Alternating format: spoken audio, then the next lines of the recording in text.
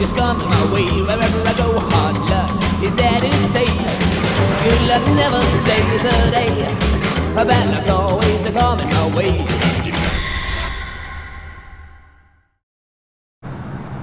Today, we're in Tupelo, Mississippi, visiting the birthplace of Elvis Presley. I always wanted to visit Tupelo, Mississippi and visit the birthplace of the king, which is what we're doing today, but sadly we're not going to be doing the museum. Instead, we're going to be going throughout the town, checking out some of the free things that you can do here to pay your respects to Elvis Aaron Presley. I say some of the free things that you can do here in Tupelo to honor the king. It's not that I'm trying to be cheap, it's just that we're only going to be here for a couple hours. The museum itself looks amazing and I wish that we could do it, but we're going to be gone before they open. The sun is just coming up and it's about 7 o'clock in the morning here at Tupelo, and the Welcome Center and the tickets, which is right there, does not open till 9 a.m. So we're doing a self-guided walking tour of the grounds. The place ain't that big and there are only a few things here that you can really check out unless you have admission and can go inside the buildings, but it is an overview map. Right here we're going to take a look at his birth house and a few of the different statues that they have before we move further and further into downtown Tupelo. You know how I love historical markers. Here's one right here that says birthplace of Elvis Presley. Elvis Aaron Presley was born January 8th, 1935 in this house, built by his father. Presley's career as a singer and entertainer redefined American popular music. He died August 16, 1977 at Memphis, Tennessee. It's a small house. They call this a shotgun shack, I do believe, like a 2-room shotgun house. Basically, if you were to open up that door right there and look straight through, you can see right through the back of the house. Imagine little Elvis Presley walking right up these steps and running right through that front door. It's crazy to be standing right here at all this history. I've always wanted to come here. Our original plan was just to stop in Tupelo and get a picture of the birthplace. I had no clue that there was this huge museum devoted to him. I really wish that we were here during opening hours. Just means we're gonna have to come back.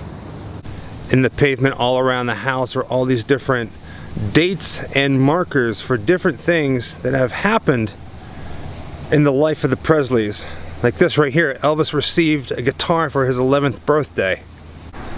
Home and car repossessed, Vernon released from prison. I had no clue that Elvis's dad was in prison. 1939. 1936, family and home survived devastating tornado.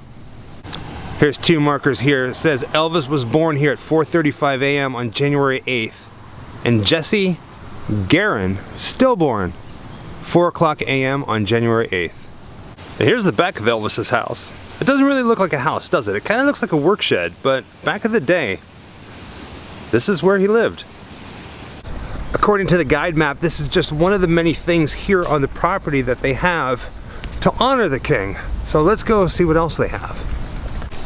With the chapel in the background, we're coming up on a statue here, which I'm guessing is Elvis holding a guitar. There's a plaque right here that says Elvis at the age of 13. So cool. Now, if you don't know much about Elvis's history here in Tupelo, it is here in Tupelo where he bought his very first guitar. But don't fret, because we're going to go to that actual store where his mother bought it for him. There's a little church over here in the corner, the Assembly of God. And again, here's a plaque, Elvis Presley and the Blues. Elvis Presley revolutionized popular music by blending the blues he first heard as a youth in Tupelo with country, pop, and gospel. Many of the first songs Elvis recorded for the Sun label in Memphis were covers of earlier blues recordings by African Americans, and he continued to incorporate the blues into his records and live performances for the remainder of his career. There's a plaque that says Elvis Presley's Childhood Church, and it talks about Elvis going to church here in Tupelo at the Assembly of God. And there it is in all of its restored glory here on the property. Now, with paid admission to the museum, you can go inside and see a small little film on Elvis in the church, but not today. I've never been to Graceland, so this is the closest that I've ever been to anything Elvis related, like where he stood, things that he's touched. I'm telling you what, this is really cool.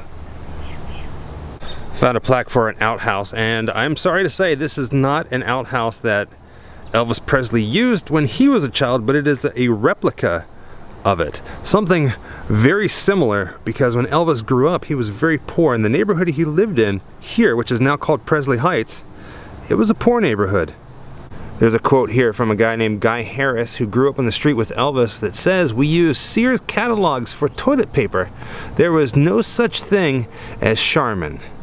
The picture here is not of Elvis, but of the guy who made that quote, Guy Harris, in the year 1942, sitting in this area with outhouses. You can see in the picture on the left, similar, very similar to the recreated one that they have here today. There's a fountain here with some plaques right towards the top of that wall. It's a little overgrown, that has little plaques devoted to years of Elvis Presley's life. But right over here, there's one dedicated to his death in the year 1977. The pathway continues up this hillside. It's like I can really get my workout today. But we're heading right up there in about the center of your screen. It's almost like the sun is beckoning us because it is rising above the trees. I've always been a big fan of Elvis Presley. Elvis Presley, John Lennon, and Jim Morrison were three of the big people that I listened to a lot growing up because of my dad. If you ever meet my dad, he'll tell you the story about what I said when I found out that all three of them were dead. Basically, with all three of them gone, there's no more music. Just a couple more steps to go to, and wait till you see the statue that's up here to the left. It's cool. Oh, and there's two statues. Here at the top of the hill, they have two different statues of the king. They have him as a young boy holding the guitar, and behind him, the man that he became. The statue is massive. I'm 6'1", some will say I'm 6'2", and it is a lot taller than me.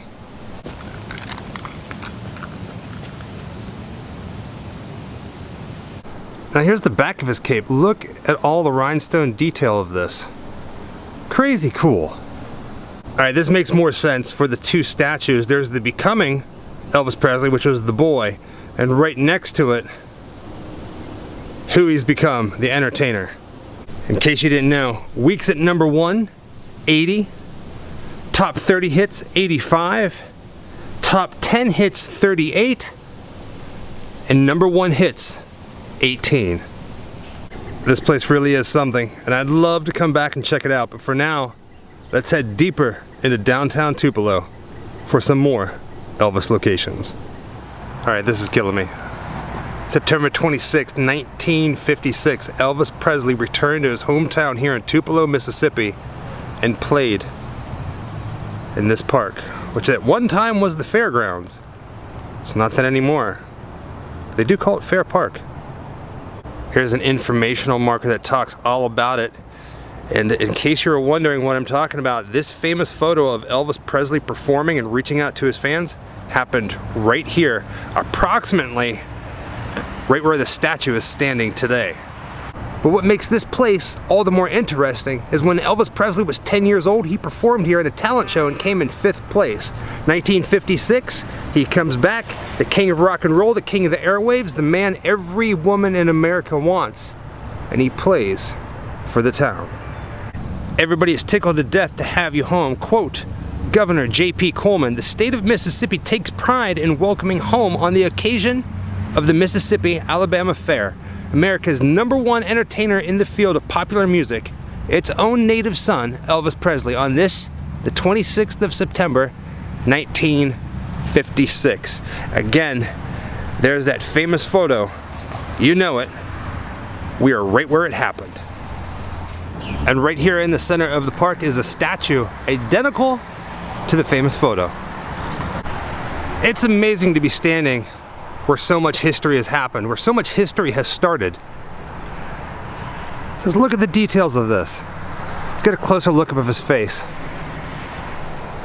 Man, that's detailed. You could even see the microphone and his ring on his hand. Almost staring directly at the statue I found this. It is a park bench dedicated to the memory of Elvis Presley's beloved family, Vernon, Gladys, Jesse, and Minnie Mae Presley. Before we leave Tupelo, Mississippi, we got to stop at the Tupelo Hardware Company, where Elvis bought his very first guitar. Right outside the store, there's a plaque that says Tupelo Hardware in 1946. Elvis's mother, Gladys, brought him here to buy a bicycle. Once they arrived, a .22 caliber rifle caught Elvis's eye, and he asked his mother to buy it instead. She wasn't happy about purchasing a gun, so they compromised on a guitar. Forrest L. Bobo, a longtime employee of Tupelo Hardware, sold the guitar to the young Elvis for, get this, $7.90. This is incredible. Inside the storefront window is a guitar. It's not the guitar that Elvis bought here, but there is a stand-up cutout of Elvis right there. Tonight only, Tupelo's own Elvis Presley. All seats, $2. If only it was still like that today. So let's go inside, and who knows, maybe we'll buy a guitar. You don't find old hardware stores like this down in Orlando, but this pretty much looks exactly as it did when Elvis was here. So crazy cool. As soon as you walk in, you're greeted right where the music counter would have been. Can you imagine Elvis standing right there? And right in front of it, that X, that's where rock and roll started. Welcome to Tupelo Hardware. My name is Connie. We love to have all of our visitors and come in to see where Elvis got that first guitar. This is an old family-owned hardware store since 1926, owned by the Booth family. They built this building in 1941, and Elvis and his mother came in on his birthday in 1946 to get a birthday gift. He was 11 years old that day, and he did not want a guitar. He wanted a .22 rifle and a bicycle that he saw in the window. But his mother, Gladys, refused to let him have those items. There was a long-term employee here, Mr. Forrest Bobo, worked here about 22 years, and he was related to the Presley family. So it was actually him that reached into our Elvis counter, took out that guitar and handed it to Elvis, said, "Well, Elvis, how do you like the guitar?" And we say that he turned to his mother and said, "That's all right, Mama. I'll take the guitar," and the rest is history. The guitar would have been sitting right in that case when Elvis walked in here so long ago. Today, you can come here and you can get different pieces of memorabilia. Oh, I need to buy me some. Up there on the second floor balcony, there is Elvis Presley watching over us. There's a picture, and get this, you can come here to this day and still buy a guitar just like Elvis did so long ago. This isn't the exact guitar that Elvis bought when he was here, but it's very similar. So you can come here and buy something very close to this. Now, I can't play guitar, or maybe I can, but I'm not gonna do it on camera. But I kinda have to sit here in the hardware store and pose for it, right? Maybe I'll play something, I don't know. It's been so long. I know my chords. It's a G. I don't know. At least I can say that I've done it. That's all that matters. This place is beautiful. I love Tupelo. A picture on the wall of Elvis standing in front of a mirror playing, and his adult self staring back at him. Perched high above the shelves here in the store is a guitar signed by Elvis notables, all people who have been either directly involved in Elvis's life or have been touched by Elvis's life. It's amazing. There's a beautiful and haunting painting above the counter by Ronnie McDowell of Elvis playing the guitar right here with Mr. Bobo and his mother, Elvis's mother, Gladys, standing behind him. Look how awesome that is. Being an Elvis fan, I've always wanted to visit Tupelo, Mississippi, so now I guess we can cross it off the Grim Life list. Someday we will be back. As much as I love it here, I'm gonna have to say that being in the hardware store where Elvis bought his first guitar was the highlight for me. Thank you, Connie. Wherever I come, bad luck just comes my way. Wherever I go, hard luck is there to stay. Good luck never stays a day. Bad luck's always coming my way.